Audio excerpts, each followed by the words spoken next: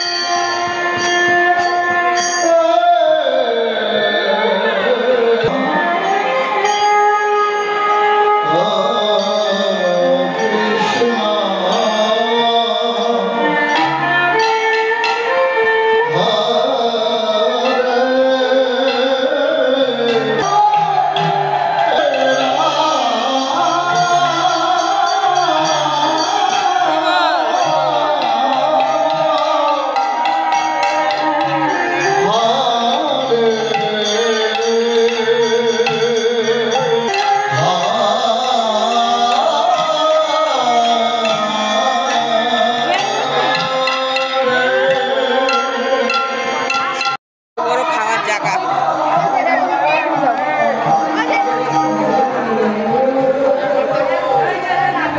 এখানটা সাদা টিকু ধাবা আছে। এই যে বসলাম প্রসাদ খেতে। দেখেছো কত বড় জায়গা, কত লোক একসাথে খাবে। এখন দিনের বেলাতে একটু ভিড়টা কম, দুপুরে রাত্রিবেলা আরও ভিড় হবে।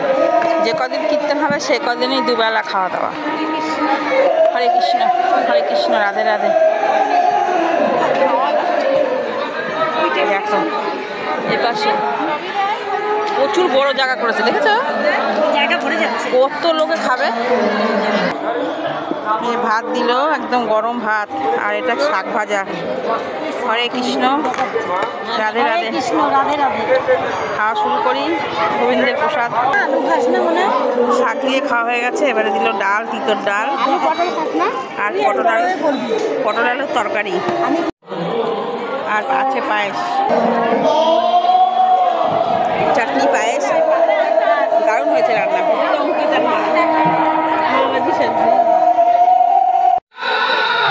ঘেমে গেলাম খেতে গিয়ে। ভালোই খেলাম। নিরামিষ খাবার এখানে ঠাকুরের প্রসাদ খেতে কিন্তু দারুণ লাগে। খাওয়া দাওয়া খেয়ে যে মুখ ধুচ্ছি। থাকতে ওই